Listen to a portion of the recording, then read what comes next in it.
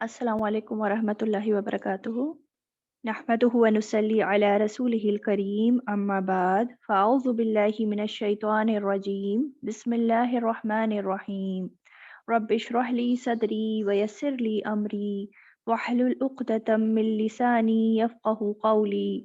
आयत नंबर 144। वमा मुहम्मदुन इल्ला रसूल, वमा और नहीं है, मुहम्मदुन मोहम्मद, इल्ला मगर, रसूलुन एक रसूल, क़द तहकीक, खलत गुजर चुके, मिन क़ब्लिही उनसे पहले, अर्रुसुल कई रसूल।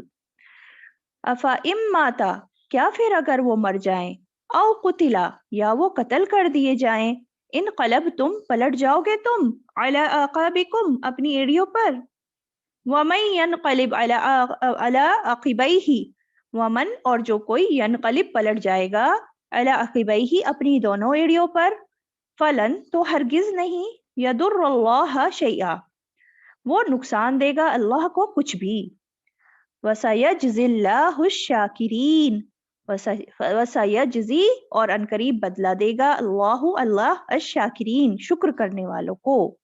ये इसका तर्जुमा 144 का। देखते हैं क्या बताया जा रहा है इस आयत में। क्या बताया जा रहा है? वमा मोहम्मदुन इल्ला रसूल, के नहीं है मोहम्मद सल्लल्लाहु अलैहि वसल्लम मगर एक रसूल, क़द खलत मिन क़ब्लिहिर रसूल तहकीक गुजर चुके उनसे पहले कई रसूल। यानी क्या बताया जा रहा है कि आप सल्लल्लाहु अलैहि वसल्लम उसी तरह एक रसूल हैं, अल्लाह ताला के भेजे हुए पैगंबर हैं, जैसे कि आप सल्लल्लाहु अलैहि वसल्लम से पहले भी और रसूल गुजर चुके हैं। अगरचे आप सल्लल्लाहु अलैहि वसल्लम को सब नबियों से बढ़कर अल्लाह ताला ने ऊंचा मकाम दिया, आपका मर्तबा सबसे बुलंद है और सब लोगों के मुकाबले में, सब नबियों के मुकाबले में, लेकिन आप सल्लल्लाहु अलैहि वसल्लम की शख्सियत, आपके मामलात उसी तरह से हैं जैसे आपसे पहले और भी रसूलों के रहे हैं। ये बात बताई जा रही है। और ये जो बात हो रही है ना कि वमा मुहम्मदुन इल्ला रसूल, अब इसमें गौर करें, इसमें नफी और इस बात का अंदाज है। मा मोहम्मदुन, मा मोहम्मदुन, इसमें क्या है? नफी कर दी गई। इल्ला रसूल, इसमें इस बात कर दिया गया। ये बात हमने पहले भी पढ़ी थी ना, सूरह बकरा में शायद पढ़ के आए थे कि नफी और इस बात क्या होता है। जैसे कि हमने पढ़ा था ना, ला इलाहा इल्लल्लाह, है ना, ला इलाहा नहीं कोई इलाह, इसमें नफी कर दी गई थी हर तरह के माबूदात से, और इल्लल्लाह इसमें इस बात था कि अल्लाह ताला के अलावा और कोई इबादत के लायक नहीं और कोई माबूद नहीं, और अल्लाह ताला ही अकेले इलाह हैं, जिसमें अल्लाह ताला के इलाह होने का इकरार और इस्बात है। तो इसी तरह यहाँ भी यही बताया जा रहा है, वमा मोहम्मदुन इल्ला रसूल, कि मोहम्मद सल्लल्लाहु अलैहि वसल्लम नहीं है मगर एक रसूल। ठीक है, तो यही अंदाज है यहाँ भी जो इस्तेमाल किया जाता है कि किसी चीज की खास हैसियत बताने के लिए, नफी और इस बात का, उस चीज की हैसियत उससे बढ़कर कुछ और नहीं है कि जो बताई जा रही है।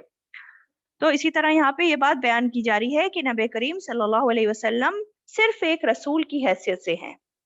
वमा मोहम्मदुन इल्ला रसूल, आप सल्लल्लाहु अलैहि वसल्लम ना तो अल्लाह है, ना रब है, और ना ही अल्लाह ताला का कोई जुज है, जैसे कि कुछ लोग समझते हैं ना, उनका अकीदा इस तरह का होता है। तो यहाँ उस गुमराह कुन अकीदे का रद्द किया जा रहा है इस आयत में। ठीक है, तो आप सल्लल्लाहु अलैहि वसल्लम सिर्फ अल्लाह के रसूल हैं, पैगंबर हैं। आप सल्लल्लाहु अलैहि वसल्लम का मर्तबा, शानो मंजिलत बाकी सबसे बढ़कर है, लेकिन इसका ये मतलब नहीं कि आपके पास अल्लाह के इख्तियारात आ गए। इसका ये मायना नहीं कि आप सल्लल्लाहु अलैहि वसल्लम अपनी बशीरियत से निकल कर कुछ और हो गए, बल्कि अल्लाह ताला यहाँ फरमाते हैं कि नहीं है आप मगर एक रसूल। और देखें, खुद रसूल सल्लल्लाहु अलैहि वसल्लम ने खुद फरमाया, क्या फरमाया था आपने, कि इन्नमा अना अब्दुन फक़ूलु अब्दुल्लाहि व रसूलु, कि मैं तो सिर्फ अल्लाह का एक बंदा हूँ, मुझे अल्लाह का बंदा और रसूल ही कहो। ये आप सल्लल्लाहु अलैहि वसल्लम खुद फरमा के गए हैं। तो जो मकाम अल्लाह ताला ने आप सल्लल्लाहु अलैहि वसल्लम को दिया, उस मकाम से आपको ऊंचा कर देना, ये भी गुमराही है। और आप सल्लल्लाहु अलैहि वसल्लम का जो मुकाम है, मर्तबा है, उससे उन्हें कम कर देना, ये भी गुस्ताखी है आपकी शान में, ये भी गुमराही है। ठीक है, तो जो असल चीज है उसी अकीदे पर रहना चाहिए। चले, ये बात क्लियर हो गई होगी इस वाले पार्ट से। तो इस आयत का हम देखते हैं पसे मंजर क्या है। ये जो आयत नाजिल हुई है, इसका पसे मंजर देखते हैं। अब ओहद के मैदान में देखें, शुरू में मुसलमानों को फतह हुई थी और दुश्मन जो है भागने लगा था, اور کچھ مسلمان جو عبداللہ بن جبیر کی قیادت میں درے پر متعین تھے، جن کو آپ صلی اللہ علیہ وسلم نے تاکید کی تھی کہ کسی بھی حال میں اپنی جگہ مت چھوڑنا، وہیں پر کھڑے ہو کے دفاع کرنا۔ تو جب ان مسلمانوں نے کفار کو بھاگتے ہوئے دیکھا کہ اور دیکھا کہ مال غنیمت چھوڑ کر بھاگ رہے ہیں اور باقی کے مسلمان اس کو سمیٹ رہے ہیں، تو ان مسلمانوں کے دل میں بھی خیال آ گیا کہ ہاں اب تو شاید جنگ پوری ہو گئی ہے، اب جو ہونا تھا وہ ہو چکا، اب ہم بھی جا کر اس مال کو سمیٹ لیتے ہیں۔ اور یہ جو تھی صریحاً نافرمانی تھی آپ صلی اللہ علیہ وسلم کی۔ اور جو اب ان کے لیڈر تھے عبداللہ بن جبیر، وہ ان کو رضی اللہ تعالیٰ عنہ، وہ ان کو روک بھی رہے تھے، منع بھی کر رہے تھے کہ ایسا مت کرو، اپنی جگہ چھوڑ کر مت جاؤ، لیکن پھر بھی کچھ لوگوں کو چھوڑ کر باقی سب اپنی ڈیوٹی چھوڑ کر چلتے بنے، آگے بڑھ گئے وہاں مال غنیمت جو ہے اس کو سمیٹنے کے لیے۔ تو نتیجہ کیا ہوا؟ پیچھے سے راستہ صاف پا کر خالد بن ولید جو تھے، انہوں نے جو وہ بہت ہی زبردست لیڈر تھے خالد بن ولید، تو اس وقت تو ابھی ایمان نہیں لائے تھے، تو انہوں نے اپنے لوگوں کو اکٹھا کیا اور پہاڑ کے پیچھے کے حصے سے آ کر مسلمانوں پر حملہ ور ہو گئے۔ یہ وہی راستہ تھا نا جہاں سے مسلمان ہٹ گئے تھے، اب ان کو راستہ مل گیا حملہ کرنے کا۔ تو دشمن کو حملہ ور ہوتے دیکھ کچھ مسلمان پہاڑوں پر چڑھنے لگے اور کچھ میدان سے بھاگنے بھی لگے، یہاں تک کہ جو کمزور تھے، کمزور ایمان والے۔ تو آپ صلی اللہ علیہ وسلم لوگوں کو بلا بھی رہے تھے، ڈٹے رہنے کو کہہ بھی رہے تھے، لیکن اس وقت دیکھیں ایسی افراتفری مچی تھی کہ کیونکہ دشمن نے اچانک حملہ کیا تھا، تو کچھ صحابہ تو آپ صلی اللہ علیہ وسلم کے پاس سے بالکل ہٹے ہی نہیں، کچھ صحابہ تو آپ کا مسلسل دفاع کر رہے تھے۔ اور دیکھیں وہ اس میں خالی میلز نہیں تھے، اس میں فیمیلز بھی تھی، ان میں خواتین بھی موجود تھی جو آپ صلی اللہ علیہ وسلم کا دفاع کر رہی تھی۔ خاص طور پر ہم دیکھیں ام عمارہ رضی اللہ تعالیٰ عنہ کا نام آتا ہے، جو کہ اب پتہ چلتا ہے تاریخ سے کہ کس طرح وہ دفاع کر رہی تھی آپ صلی اللہ علیہ وسلم کا۔ آپ صلی اللہ علیہ وسلم نے فرمایا کہ میں جس طرف بھی دیکھتا تھا ام عمارہ میرا دفاع کرتے نظر آتی تھی۔ اور ام سعد کہتی ہیں رضی اللہ تعالیٰ عنہ کہ میں نے ان کے کندھے پر، یعنی کہ ام عمارہ رضی اللہ تعالیٰ عنہ کے کندھے پر گہرے زخم کا نشان دیکھا۔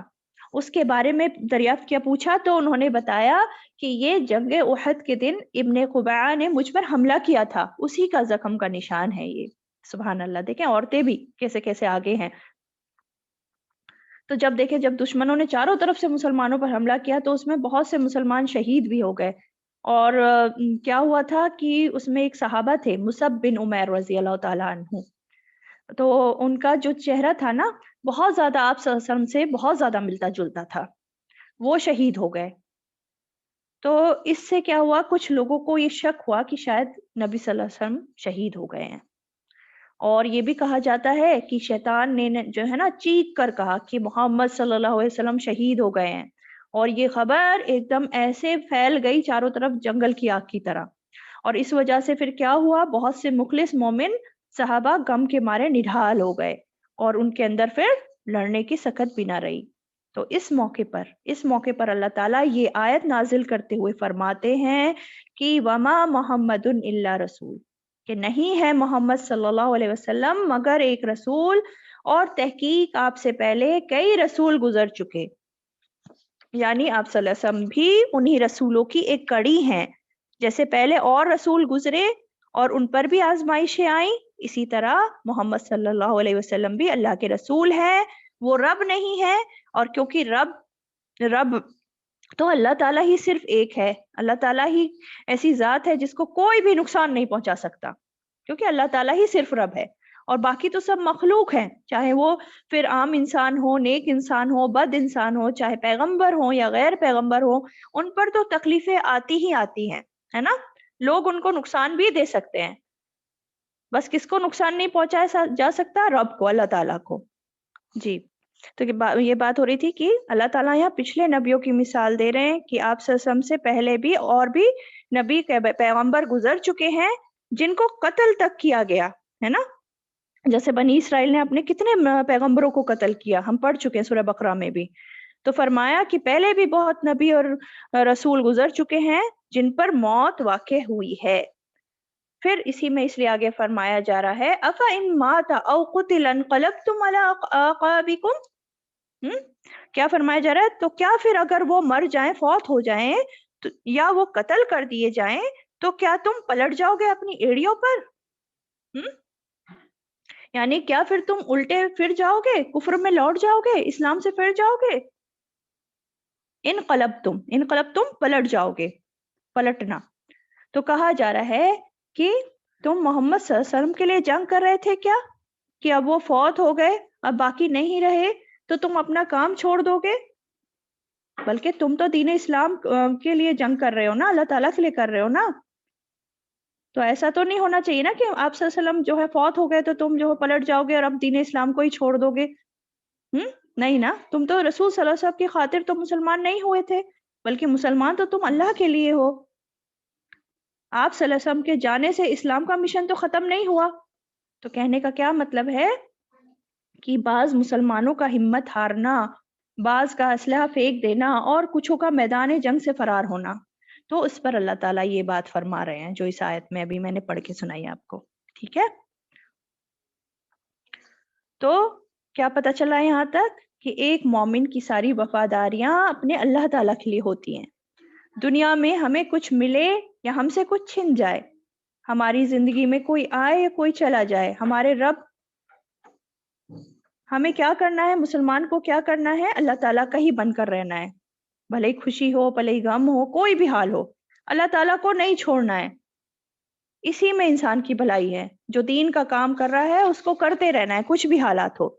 اور اسی لیے آگے کیا فرمایا جا رہا ہے کہ آگے کیا بتایا جا رہا ہے، وَمَن يَنْقَلِبْ عَلَىٰ عَقِبَيْهِ، ومن اور جو کوئی پلٹ جائے گا اپنی دونوں ایڑیوں پر، تو ہرگز نہیں وہ نقصان دے سکتا اللہ کو کچھ بھی.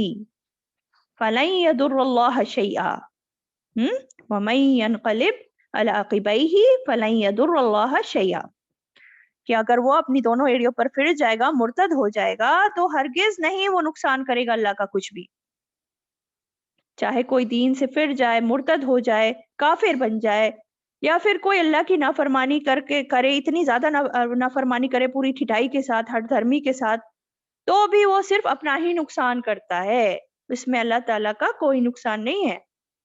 اللہ تعالیٰ کی شان و منزلت، کبریائی، عظمت اپنی جگہ پر قائم اور دائم ہے ہمیشہ. لوگ اللہ تعالیٰ کی چاہے اطاعت کریں، چاہے نافرمانی کریں، چاہے ایمان لائیں، چاہے کفر پر رہیں، اللہ تعالیٰ کو لوگوں کے کیے ہوئے اعمالوں سے کوئی فرق نہیں پڑتا. تو ہم میں سے اگر کوئی بھی جو ہے چھوٹی سے چھوٹی یا بڑی سے بڑی کوئی بھی عبادت کرتا ہے یا دین کا کوئی بھی خدمت کر رہا ہے ہم میں سے، تو ہمیں اچھی طرح یہ بات جان لینی چاہیے کہ ہم کسی پر کوئی احسان نہیں کر رہے ہیں یہ کام کر کے. یہ سب کچھ بس ہم کس لیے کر رہے ہیں؟ اپنے ہی فائدے کے لیے کر رہے ہیں، اللہ تعالیٰ کی رضامندی پانے کے لیے کر رہے ہیں. تو اس لیے ہمیں اگر کوئی دین کے کام کر رہے ہیں تو کسی کی ناراضگی کی وجہ سے چھوڑ نہیں دینا چاہیے، اور انسانوں کو خوش کرنے کے لیے اس میں اضافہ بھی نہیں کرنا چاہیے. کیونکہ اگر ہم ایسا کریں گے تو اس کا مطلب ہماری نیت میں کچھ کھوٹ آ رہا ہے، کچھ خرابی آ رہی ہے. ہم جو بھی کام کریں خالص ہو کر اللہ تعالیٰ کے لیے کریں اور پیچھے نہ ہٹیں. اس لیے اللہ تعالیٰ نے آگے فرمایا وَسَيَجْزِي اللَّهُ الشَّاكِرِينَ، اور عنقریب بدلہ دے گا اللہ شکر کرنے والوں کو. وہ شکر گزار لوگ جو ہر حال میں اللہ کے فیصلوں پر راضی رہتے ہیں، جو اللہ کی دی ہوئی نعمتوں کی قدردانی کرتے ہیں. اور ان میں سے سب سے بڑی نعمت جو اللہ تعالیٰ نے ہمیں دی ہے وہ کیا ہے؟ ہدایت کی نعمت، نعمت اسلام ہے نا. تو کیا کیا سبق ملے اس آیت سے؟ بہت امپورٹنٹ آیت ہے یہ. پہلی بات تو یہ پتہ چلی کہ آپ صلی اللہ علیہ وسلم ایک اللہ کے بھیجے رسول ہیں، بشر ہیں، انسان ہیں، جیسے باقی تمام رسول تھے. آپ پر بھی اسی طرح تکلیفیں آئیں جیسے بہت سے پہلے پیغمبروں پر آئی ہیں. ٹھیک ہے. اور دوسری بات کیا ہے؟ رسول انسان ہے، خدا نہیں ہے، رب نہیں ہوتے. وہ رب تو صرف ایک اللہ تعالیٰ ہی ہے. ہاں، اور آپ صلی اللہ علیہ وسلم سب سے زیادہ اللہ تعالیٰ کے محبوب ترین اور مقرب بندے ہیں. یہ بات ہے.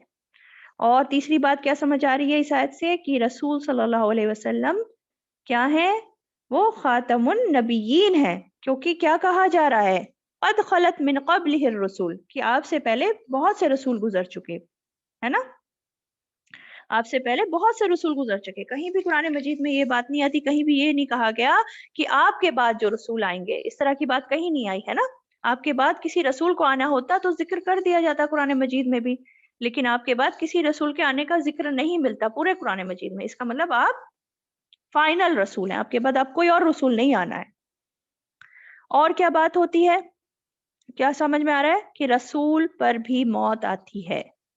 لیکن ہاں یہ بات ضرور ہے کہ رسولوں کا معاملہ ان کی فوتگی کے بعد عام انسانوں سے مختلف ہوتا ہے. ان کی برزخی زندگی جو ہوتی ہے عام انسانوں کی برزخی زندگی سے بالکل الگ ہوتی ہے. جیسے شہداء کے بارے میں ہم پڑھ چکے ہیں سورہ بقرہ میں نا، شہداء کو جیسے انسانوں پر، باقی تمام انسانوں پر، عام انسانوں پر فضیلت ہے، تو پیغمبروں کو شہداء سے بھی زیادہ بڑھ کر فضیلت ہے. چلیں اور کیا بات سمجھ آ رہی ہے کہ کوئی انسان اگر دین سے پھر جاتا ہے یا دین کا کام جو کر رہا ہوتا ہے اس کو نہیں کرتا یا دین کے کام کو مخلصی سے نہیں کرتا تو وہ اللہ کا کچھ بھی نقصان نہیں دیتا. اللہ تعالیٰ بندوں کا محتاج تو نہیں ہے، بندے اللہ تعالیٰ کے محتاج ہیں، تو ایسا انسان اپنا ہی نقصان کر رہا ہوتا ہے. ٹھیک. اور یہ بھی بات پتہ چل رہی ہے کہ جو خوشی سے دین کی خدمت کرتا ہے تو اللہ ایسے لوگوں کی پھر قدردانی کرتا ہے اور ان کو بہترین جزا دے گا آخرت میں بھی، اور دنیا میں بھی فائدے ملتے ہیں ایسے انسان کو. سبحان اللہ. چلے نیکسٹ آیت دیکھتے ہیں کیا بتایا جا رہا ہے. آیت نمبر 145. وَمَا كَانَ لِنَفْسٍ أَن تَمُوتَ إِلَّا بِإِذْنِ اللَّهِ.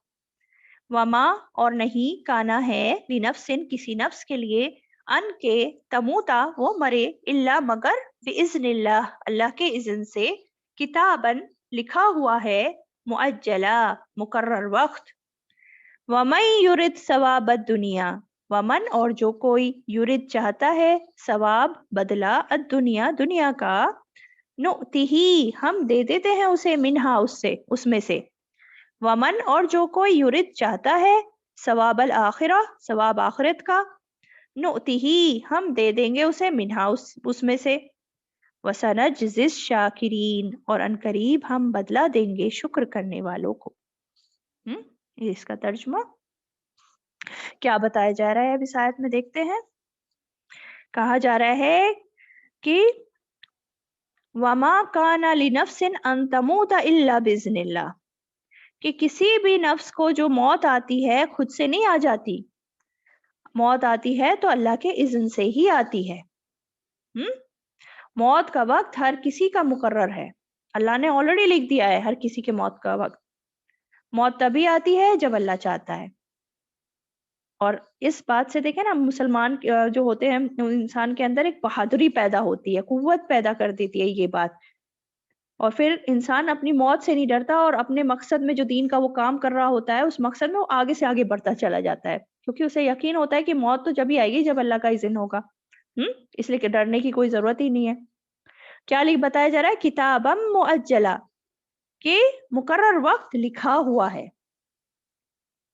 مقرر وقت کے ساتھ ہے، یہ لکھا ہوا ہے. کتاب، کتابن کہتے ہیں لکھے ہونے کو، یعنی اللہ تعالیٰ نے موت کی تحریر لکھ دی ہے. سورہ منافقون آیت نمبر 11 اس میں بھی کیا فرمایا؟ وَلَن يُؤَخِّرَ اللَّهُ نَفْسًا إِذَا جَاءَ أَجَلُهَا، یعنی کہ اور ہرگز نہیں مہلت دے گا اللہ کسی نفس کو جب آ جائے گی موت اس کی. یعنی جب موت کا وقت آ جاتا ہے نا تو اللہ پھر کسی کو بھی موت کے وقت کو پوسٹ پون نہیں کرتا، وہ آ کر رہتی ہے. جس جگہ جس وقت موت آنی ہے وہ آ کر رہے گی. اور دیکھیں یہ بات یہاں کیوں کہی جا رہی ہے، یہ ابھی ہم جنگ احد کے حوالے سے ہم پڑھ رہے آئے تھے، تو یہ بات کیوں آئی؟ کیونکہ میدان جنگ میں جب افراتفری مچ پڑی تھی، اچانک پیچھے سے حملہ ہو رہا تھا، تو مسلمان جو ہیں بہت زیادہ شہید ہو رہے تھے، آنکھوں کے سامنے جو ہے شہید کیے جا رہے تھے. تو اس سے ڈر کر کچھ مسلمان کمزور ایمان والے بھاگ بھی رہے تھے نا میدان جنگ سے لڑنے کی بجائے. تو فرمایا موت تو جس کی آنی ہے اس کو آئے گی، اللہ کے اذن سے آئے گی. اس لیے مومن کو موت سے گھبرا کر بھاگنا نہیں چاہیے، بلکہ موت کی تیاری کرنی چاہیے. جو کرنے کے کام ہے وہ کرنے چاہیے، ڈر کر بیٹھے نہیں رہنا چاہیے. تو آگے فرمایا، آگے اب کیا بتایا جا رہا ہے آگے؟ وَمَن يُرِدْ ثَوَابَ الدُّنْيَا نُؤْتِهِ مِنْهَا، کہ جو کوئی چاہتا ہے دنیا کا بدلہ ہم دے دیتے ہیں اسے اس میں سے. جو کوئی دنیا کا بدلہ چاہتا ہے ہم دے دیتے ہیں اسے اس میں سے. اللہ تعالیٰ کہہ رہے ہیں کہ دنیا چاہنے والوں کو ہم اس میں سے دے دیتے ہیں، یعنی کہ جو وہ چاہتا ہے انسان دنیا کی چیز تو اس میں سے ہم دے دیتے ہیں. یعنی کہ سب کچھ جو وہ چاہ رہا ہے پورا کا پورا نہیں مل جائے گا اسے دنیا میں جو وہ چاہ رہا ہے، بلکہ منہا اس میں سے کچھ نہ کچھ اس کو دے دیتے ہیں. جو اس نے چاہا تھا، جو اس نے تمنا کی تھی وہ اس کو ملے گا، لیکن کتنا ملے گا؟ جتنا اللہ چاہے گا، جتنا اللہ نے آلریڈی اس کے مقدر کر دیا ہے اتنا ہی ملے گا۔ اور آگے فرمایا کہ وَمَن يُرِدْ ثواب الآخرہ، اور جو کوئی چاہتا ہے ثواب آخرت کا، نوتی ہی منہا، ہم دے دیں گے اسے اس میں سے۔ یعنی کہ جو انسان آخرت کا ثواب چاہتا ہے، آخرت کا بدلہ چاہتا ہے، تو اللہ تعالیٰ اس کو آخرت میں سے بھی دیں گے، اور اس میں سے بھی کہا جا رہا ہے نوتی ہی منہا، ہم دے دیں گے اس میں سے۔ یعنی کہ آخرت بھی پوری کی پوری سب کو نہیں مل جائے گی۔ آخرت بھی کس کو کتنی ملے گی؟ جیسے وہ کوششیں کر کے آیا ہوگا، جو وہ عمل کر کے آیا ہوگا۔ کیا فرمایا جاتا ہے؟ وَلِكُلٍّ دَرَجَاتٌ مِّمَّا عَمِلُوا، ہر ایک کے درجے ہیں اس کے مطابق جو انہوں نے عمل کی۔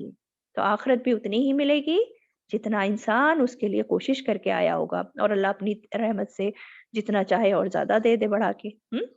اس لیے آگے فرمایا وَسَنَجْزِي الشَّاكِرِينَ، اور ان قریب ہم بدلا دیں گے شکر کرنے والوں کو۔ دوبارہ یہ بات آئی ہے، اب دیکھیں کہ جو شکر کرنے والے ہوں گے، شکر گزار ہوں گے، اس کو ہم ضرور بدلا دیں گے ان قریب۔ تو دنیا میں بھی اور آخرت میں بھی ان کے لیے اچھا بدلہ ہے شکر گزاروں کے لیے۔ اور شکر کیسے کیا جاتا ہے؟ شکر زبان سے بھی، دل سے بھی، عمل سے بھی۔ دل میں قدردانی کریں جو بھی نعمت ہمیں ملی ہے، زبان سے اس کا ذکر کریں، اور عمل سے شکر گزاری کا اظہار کرنا چاہیے۔ کیسے کریں گے عمل سے اظہار؟ اب اللہ تعالیٰ نے اگر ہمیں مال دیا ہے تو عمل سے کیسے ہوگا اس کا اظہار؟ کہ اس کو صدقہ کیا جائے، دوسروں پہ بھی خرچ کیا جائے، سب کا خیال رکھا جائے۔ اگر اللہ تعالیٰ نے ہمیں علم دیا ہے تو علم کے شکر گزاری عمل سے کیسے ہوگی؟ کہ علم کو آگے بانٹا جائے، دوسروں کو بھی سکھایا جائے جو ہم نے سیکھا ہے۔ تو یہ ہوتی ہے عمل سے شکر گزاری، اور یہ کرنا ضروری ہے، ورنہ شکر گزار پورے نہیں ہو سکتے جب تک عمل سے بھی ہم شکر گزاری اپنی نہیں شو کریں گے۔ تو کیا کیا پتا چلا؟ کہ انسان جو چاہتا ہے اس کو ملتا ہے، جو دنیا کا ثواب بدلہ چاہتا ہے اس کو اس میں سے کچھ نہ کچھ مل جاتا ہے، اور جو آخرت کا ثواب چاہتا ہے تو اللہ تعالیٰ اس کو وہ بھی دیں گے، لیکن ڈیپینڈ کرے گا سب اللہ کے اذن پہ۔ اب دیکھیں نا، دنیا میں بھی اگر کوئی انسان کچھ چاہتا ہے تو خالی چاہت کر کے تو نہیں رہ جاتا نا۔ کوئی ڈاکٹر بننا چاہتا ہے تو اس کی تمنا ڈاکٹر بننے کی ہے، تو خالی یہ نہیں کہ بس ڈاکٹر بننا ہے ہمیں، اس کے لیے پھر وہ بیٹھا نہیں رہتا نا، پھر اس کے لیے وہ حرکت میں بھی آ جاتا ہے، اس کے ہاتھ پیر بھی حرکت میں آ جاتے ہیں، وہ اس کے لیے محنت کرتا ہے، پڑھائی کرتا ہے، دن رات لگا رہتا ہے نا۔ تو اللہ تعالیٰ کہہ رہے ہیں کہ جو دنیا چاہتا ہے اس میں سے ہم کچھ دے دیں گے۔ اب دیکھیں، محنت کر رہا ہے، وہ کوششیں کر رہا ہے، لیکن ضروری نہیں کہ ہر کوئی ڈاکٹر ہی بن جائے، ہے نا، ہاتھ پیر مار رہا ہے، جس کے مقدر میں لکھا ہوگا پھر ڈاکٹر وہی بنے گا، یہ بھی پھر فائنل اللہ تعالیٰ کا فیصلہ ہوتا ہے۔ تو کیا ہے کہ انسان چاہت کرتا ہے، اس کے لیے کوشش کرتا ہے، لیکن اسے ملتا کیا ہے؟ وہی جو اللہ چاہتا ہے، جو اس کے مقدر میں تھا، یعنی فیصلہ اللہ کے ہی ہاتھ میں ہے۔ اس لیے اللہ تعالیٰ کہہ رہا ہے نوتی ہی منہا، اس میں سے دے دیں گے، جو اللہ تعالیٰ دینا چاہیں گے دنیا میں وہ دے دیں گے، جو اس کے مقدر میں آلریڈی اللہ نے لکھ رکھا ہے۔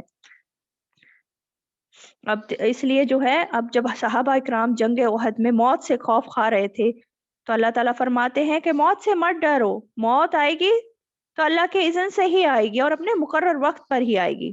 اور دوسری بات کیا سمجھ آ رہی ہے اس آیت میں؟ کہ اللہ تعالیٰ سمجھا رہے ہیں کہ اپنی نیتوں کو خالص کر لو، نیتوں کو خالص کر لو، کیونکہ اب تھوڑی ایمان میں کمزوری سی آ گئی تھی نا، مال غنیمت کے پیچھے چلے گئے تھے، تو پھر سے اللہ تعالیٰ ان کو سمجھا رہے ہیں کہ اپنی اپنی نیتوں کو مزید اللہ کے لیے خالص کرو۔ اب دیکھیں، جو انسان اللہ کے لیے دین کی خدمت کر رہا ہوتا ہے نا، اللہ اس کو کامیابی ضرور دیتا ہے۔ ناکامی کب ہوتی ہے؟ جب نیتیں خراب ہونے لگتی ہیں، جب اخلاص کی کمی ہونے لگتی ہے، جب کوششوں میں اخلاص نہ رہے، اور انسان آخرت کو بھول کر دنیا کی جلد ملنے والی خوشخبری اور دنیا کی جلد ملنے والے فائدوں کو حصول کے پیچھے دوڑنے لگتا ہے، تب ناکامی آتی ہے انسان کے حصے میں۔ ٹھیک ہے، چلیں نیکسٹ آیت پہ آ جاتے ہیں، آیت نمبر 146۔ کیا بتایا جا رہا ہے؟ ترجمہ دیکھتے ہیں۔ وَكَأَيِّن مِّن نَبِيٍّ قَاتَلَ مَعَهُ رِبِّيُّونَ كَثِيرٌ، وَكَأَيِّن اور کتنے ہی، من نبیٍ نبیوں میں سے، قاتل جنگ کی، معہو ان کے ہمراہ، ربیون کثیر رب والوں نے بہت سے، فما وہنوا تو نہ انہوں نے سستی دکھائی، لما اصابہم اس کے لیے جو پہنچا انہیں، فی سبیل اللہ اللہ کے راستے میں، وما ضعفو اور نہ وہ کمزور پڑے، ومستکانو اور نہ وہ دبے، واللہ یحب الصابرین اور اللہ محبت رکھتا ہے صبر کرنے والوں سے۔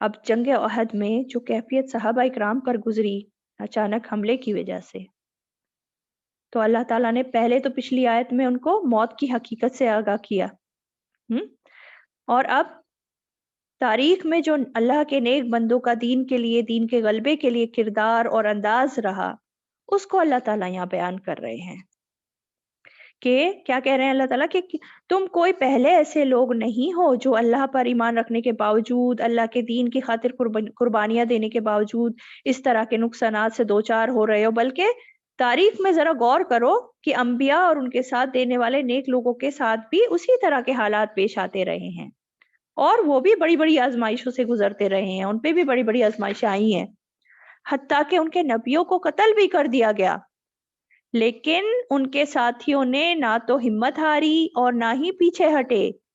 وہ پیچھے نہیں ہٹے اپنے مشن سے، انہوں نے اپنی مشن کو چھوڑا نہیں، بلکہ اپنے مقصد پر وہ قائم رہے، جاری رہے اپنے نبیوں کے بعد بھی۔ تو اللہ تعالیٰ تاریخی مثال دے کر مزید حوصلہ بڑھا رہے ہیں صحابہ اکرام کا، مسلمانوں کا۔ تو ایسا نہیں ہونا چاہیے کہ کوئی پریشانی آئے یا کوئی نقصان ہو گیا تو انسان ہم ہمت ہار کر بیٹھ جائے، پیچھے ہٹ جائے، یا اس کا جو لیڈر ہے وہ قتل ہو جائے تو اپنے مشن کو ہی چھوڑ کے بیٹھ جائیں لوگ۔ دین کی خاطر کام کرنے والے، اللہ کے لیے کام کرنے والوں کا طریقہ اس طرح کا نہیں ہوتا ہے نا۔ تو کیا فرمایا جا رہا ہے کہ کتنے ہی ایسے نبی تھے، وَكَأَيٍّ مِّن نَبِيٍّ کہ کتنے ہی ایسے نبی تھے، یعنی کہ بہت سارے نبی ایسے گزرے ہیں، اس کا مطلب یہ ہے کہ بہت سارے نبی ایسے گزرے ہیں کہ قاتل معه ربیون کہ ان کے ساتھ مل کر ربیون نے، بہت سے ربیون نے جنگ کی۔ اچھا، یہ ربیون کیا ہے؟ ربیون پہلے ہم نے ربانی پڑھا تھا، اب ربیون آ رہا ہے، ملتے جلتے حروف ہیں نا۔ تو ربیون کے دو معنی بیان ہوتے ہیں۔ پہلا معنی، پہلا یہ کہ یہ لفظ ربا سے ہے، ربا مطلب گروہ، تو ربیون مطلب بہت سارے لوگ، یعنی کہ بہت سارے لوگوں نے مل کر جو ہے نبیوں کے ساتھ اس میں پارٹ لیا تھا۔ ابن مسعود رضی اللہ تعالیٰ عنہ کا کہنا ہے کہ ربیون کا مطلب ہے ہزارہ، اور بعض کا مطلب کہنا ہے کہ ربیون سے مراد ہے 10,000 لوگ۔ اور دوسرا معنی کیا ہے کہ جیسے پہلے ہم نے پہلے پڑھا ربانی، تو اسی طرح سے رب سے ریلیٹڈ ہے یہاں بھی کہ یعنی رب والے، وہ لوگ جو پیغمبر پر ایمان لے آئے اور رب والے بن گئے۔ اب جیسے آپ صلی اللہ علیہ وسلم کے ربیون کون ہوئے؟ صحابہ اکرام، ہے نا۔ آپ صلی اللہ علیہ وسلم کے ساتھی جو تھے صحابہ اکرام تھے، اسی طرح جو پرانے نبی تھے، پچھلے نبی تھے، ان کے ساتھی ربیون، ٹھیک ہے۔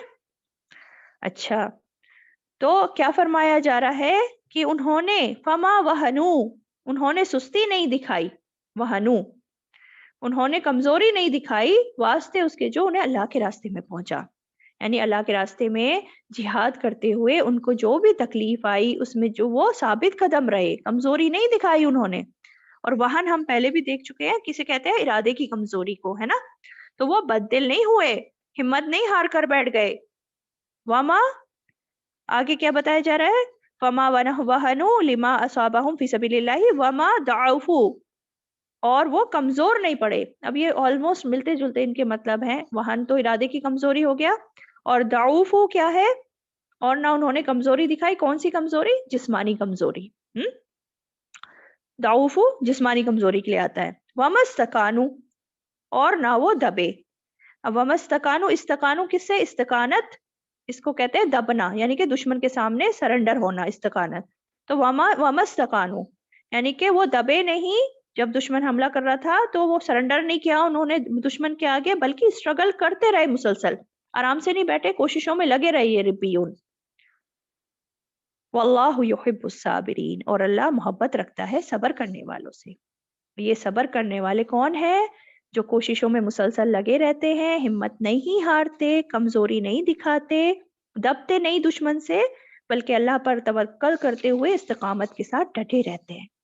ہاں، تو اللہ ایسے صبر کرنے والوں سے محبت رکھتا ہے۔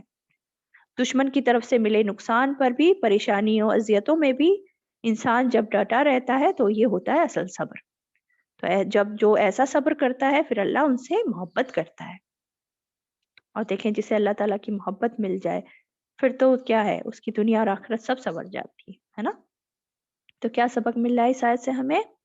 کہ ہم جو نیک کام کریں، جو بھی نیک کام کرنے ہم نکلیں اس پر ڈٹ جائیں، ہمت نہ ہارے کبھی بھی. اگر لوگوں کی مخالفتیں بھی ہمیں سہنی پڑے تب بھی صبر کریں اور اپنے نیک کام میں آگے بڑھتے رہیں، اپنا نیک کام کرتے رہیں، چھوڑے نہ اسے کبھی بھی، ہمت ہار کر نہ بیٹھ جائے.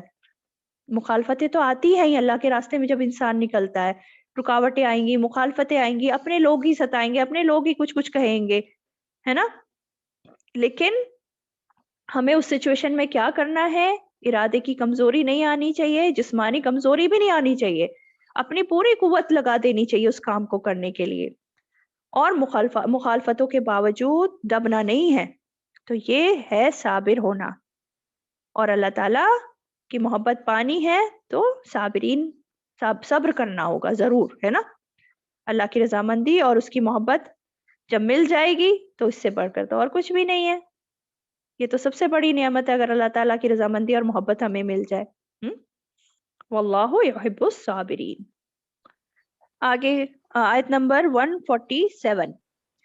وما کان قولہم، اور نہیں تھی بات ان کی، الا مگر ان کے قالو انہوں نے کہا، ربنا اغفر لنا ذنوبنا، ربنا اے ہمارے رب، اغفر لنا بخش دے ہمارے لیے، ذنوبنا ہمارے گناہ، و اسرافنا اور زیادتیاں ہماری، فی امرنا ہمارے معاملے میں، وثبت اقدامنا اور جما دے ہمارے قدموں کو، وانصرنا اور مدد فرما ہماری، علی القوم الکافرین اوپر ان لوگوں کے جو کافر ہیں. اب کیا بات ہو رہی ہے کہ یہ جو ربیین تھے، صابرین تھے، جن سے اللہ تعالیٰ محبت کرتے ہیں، ان کی کیا بات تھی؟ انہوں نے کیا دعا کی کہ وہ دعا کر رہے ہیں، اے ہمارے رب ہمارے گناہوں کو بخش دے، ہماری زیادتیوں کو جو ہمارے معاملوں میں ہم نے کی ہیں انہیں معاف کر دے. ربنا اغفر لنا ذنوبنا و اسرافنا فی امرنا. اسراف کسے کہتے ہیں؟ کسی چیز میں حد سے آگے بڑھ جانا، اللہ کی بتائی ہوئی حدیں توڑنا. تو اللہ کے راستے میں یہ لوگ لڑ رہے ہیں، اللہ کی خاطر نکلے ہوئے ہیں، لیکن اپنے اوپر کوئی فخر نہیں کر رہے. یہ لوگ اتنا بڑا عظیم کام کر رہے ہیں، نبیوں کے ساتھ مل کر دین کی خاطر جنگ کر رہے ہیں، اور تکلیفیں آ رہی ہیں، پریشانیاں آ رہی ہیں تو اس پہ کوئی شکوہ شکایت نہیں کر رہے اللہ تعالیٰ سے، بلکہ کیا کہہ رہے ہیں، یا اللہ کوئی مشکل آ رہی ہے، رکاوٹ آ رہی ہے اس کام میں تو ہماری اپنی غلطی کی وجہ سے آ رہی ہے، اس لیے ہمارے گناہوں کو معاف کر دے اللہ تعالیٰ. ربنا اغفر لنا ذنوبنا و اسرافنا، اور جو ہم نے اسراف کیا ہے، جو ہم نے حدیں توڑی ہیں یا جو زیادتیاں کی ہیں ان کو معاف کر دے. وثبت اقدامنا، اور ہمارے قدموں کو جما دے، دشمن کے مقابلے میں ہم ڈٹے رہیں. قدموں کو اس طرح جما دے کہ ہم ڈٹے رہیں دشمن کے مقابلے میں. وانصرنا علی القوم الکافرین، اور کافر قوم کے مقابلے میں ہماری مدد فرما دے. تو کیا کہہ رہے ہیں کہ اللہ ہمارے گناہوں اور زیادتیوں کی وجہ سے ہمارا ساتھ مت چھوڑ جانا. اللہ تعالیٰ کی مدد کب آنی بند ہو جاتی ہے؟ جب انسان گناہوں میں پڑ جاتا ہے، اسراف میں پڑ جاتا ہے. تو سب کچھ کر رہے ہیں ربیون، ہے نا، سب کچھ کر رہے ہیں، ساری قربانیاں دے رہے ہیں، سب کچھ چھوڑ کے آئے ہیں اپنا، اللہ تعالیٰ کے لیے مخلص بھی ہیں، سارے کام کر رہے ہیں، پھر بھی ڈر رہے ہیں، پھر بھی جو ہے اس طرح سے دعا کر رہے ہیں، عاجزی کر رہے ہیں، انکساری کر رہے ہیں اللہ تعالیٰ کے سامنے. تو دیکھیں کتنی اچھی دعا ہے یہ. ہر مسلمان کا اصل ہتھیار جو ہوتا ہے نا دعا، اسی طرح ہے. ایک مسلمان کیا کرتا ہے؟ اپنے کام کی پوری تیاری کرتا ہے، لیکن بھروسہ اس کو اپنے اوپر نہیں ہوتا، اپنی بازو پر نہیں ہوتا، اپنی قوت پر نہیں ہوتا، بلکہ کس پر بھروسہ ہوتا ہے؟ اللہ تعالیٰ پر بھروسہ ہوتا ہے. اسی سے وہ دعا کرتے ہوئے مدد مانگتا ہے اور اپنے آپ کو پوری طرح اللہ تعالیٰ کے سامنے جھکا دیتا ہے. پھر نیکسٹ آیا کیا ہے 148. فآتاہم اللہ ثواب الدنیا وحسن ثواب الآخرہ. فآتاہم تو عطا کیا انہیں، اللہ نے، ثواب الدنیا ثواب دنیا کا، وحسن اور اچھا ثواب الآخرہ آخرت کا. واللہ یحب المحسنین، اور اللہ محبت رکھتا ہے المحسنین، احسان کرنے والوں سے۔ کیا بتایا جا رہا ہے کہ یہ لوگ دیکھیں دعا کر رہے ہیں، تو ان لوگوں کی دعا کو اللہ تعالیٰ نے قبول کیا اور بدلے میں ان کو دنیا کا ثواب بھی دیا۔ بدلے میں دنیا کا ثواب بھی دیا۔ فآتاہم اللہ ثواب الدنیا، دنیا کا ثواب کس فارم میں دیا کہ اللہ تعالیٰ نے ان کی تائید کی، ان کی مدد کی، دنیا میں بھی ان کو کامیابی عطا ہوئی، نعمتیں عطا ہوئی، مال غنیمت فتح ملی، ان لوگوں کو نیک نامی ملی، عزت ملی، وقار عطا کیا، اور تاز و تخت بھی ان لوگوں کو ملا۔ تو یہ دنیا کی نعمتیں، دنیا کا ثواب۔ وحسن ثواب الآخرہ، اور ساتھ میں بتا دیا کہ آخرت کا ثواب تو اور بھی اچھا ہے، اور بھی زیادہ بڑھ کر ہے جو ملنے والا ہے۔ اللہ کے تعالیٰ کی طرف سے آخرت میں کیا ہے؟ مغفرت، بخشش، اس کی عظیم و شان جنتیں جو ملنے والی ہیں، وہ تو اور بھی زیادہ اچھا ہے۔ اور پھر فرما دیا واللہ یحب المحسنین، اور اللہ محبت رکھتا ہے احسان کرنے والوں سے۔ اللہ تعالیٰ احسان کرنے والوں سے محبت رکھتا ہے۔ جب انسان دیکھیں اپنے سب دنیاوی مفادات چھوڑ کر، اپنا سب کچھ چھوڑ کر اللہ کی راہ میں اپنی جان ہتھیلی پر رکھ کر نکل پڑے ہیں، تو ان سے بڑا اور محسنین کیا ہوگا؟ اس سے بڑا احسان اور کیا ہوگا؟ اور ساتھ میں عاجزی اتنی زیادہ، انکساری، اور کس لیے؟ صرف اللہ کی رضا پانے کے لیے، دین کے غلبے کے لیے کام کر رہے ہیں۔ تو یہ ہیں اصل محسنین۔ اسی لیے واللہ یحب المحسنین، اللہ ایسے محسنوں سے محبت رکھتا ہے۔ سبحان اللہ۔ اور یہ محسن کے کون ہے؟ احسان کرنے والے لوگ کون ہیں؟ اچھا، تو بیسیکلی ہمیں کیا پتہ چلا اس آیت سے کہ اگر کوئی بھی دنیا کی سب سے قیمتی دولت حاصل کرنا چاہتا ہے، دنیا کی سب سے قیمتی دولت کیا ہے؟ اللہ تعالیٰ کی محبت کا حاصل ہو جانا، تو اسے کیا ہے؟ محسنین بننا ہے۔ اور محسنین احسان کیسے کرتا ہے انسان؟ احسان بھی دو طرح سے ہوتا ہے۔ احسان دو طرح سے، پہلے اللہ کی عبادت کے معاملے میں احسان، اور دوسرا بندوں کے ساتھ احسان۔ عبادت میں احسان کیسے؟ کہ بہترین طریقے سے عبادت کی جائے اللہ تعالیٰ کی۔ حدیث جبریل ہے جس میں جبریل علیہ السلام آپ صلی اللہ علیہ وسلم کے پاس آئے تھے اور آپ سے آ کر سوال کیے تھے جبریل علیہ السلام نے، تو اس میں سے ایک سوال یہ بھی کیا تھا کہ احسان کیا ہوتا ہے؟ مل احسان؟ تو آپ صلی اللہ علیہ وسلم نے فرمایا، کیا فرمایا؟ کہ ان تعبد اللہ کأنک تراہ، کہ احسان کیا ہوتا ہے؟ کہ تم اللہ کی عبادت ایسے کرو گویا کہ تم اللہ کو دیکھ رہے ہو، اور اگر یہ نہ ہو سکے تو کم سے کم یہ تو یاد رکھو کہ تمہیں اللہ دیکھ رہا ہے۔ تو اس طرح سے عبادت کرنی چاہیے، تو یہ احسان کا درجہ۔ اور بندوں کے ساتھ احسان، بندے ہمارے ساتھ اچھا بھی نہ کریں تب بھی ہمیں بدلے میں ان کے ساتھ اچھا کرنا ہے، یہ ہوتا ہے احسان۔ کوئی دیکھے ہمارے ساتھ اچھا کر رہا ہے، ہم اس کے ساتھ اچھا کر دیتے ہیں، تو یہ تو ایک برابری کا معاملہ ہو گیا، اس کو تو عدل کہتے ہیں۔ لیکن کسی کو اس کے حق سے بڑھ کر دینا، برائی کا جواب بھلائی کے ساتھ دینا، یہ اس سے بھی بڑھ کر درجہ ہے نا، یہ ہوتا ہے احسان۔ اور ایسے ہی لوگوں سے پھر اللہ تعالیٰ محبت رکھتا ہے۔ اب دیکھیں نا، اگر ہم یہ بات سمجھ لیں نا اچھے سے، یہ بات دل میں بٹھا لیں، جان لیں کہ اللہ تعالیٰ احسان کرنے والوں سے محبت رکھتا ہے، تو پھر کوئی بھی کام کرنا نیکی کا مشکل نہیں لگے گا، آسان ہو جائے گا ہر کام۔ اللہ کی اطاعت کرنا پھر مشکل نہیں لگے گا، انسان کو خوشی سے آگے بڑھ بڑھ کے پھر وہ نیکی کے کام کرے گا۔ لیکن یہ بات کو دل میں بٹھانے کی ضرورت ہے، واللہ یحب المحسنین۔ صحیح؟ اچھا، یہ آیت نمبر 144 جو ہم نے دیکھی تھی، اس میں ایک چیز میں نے بتانے سے رہ گئی۔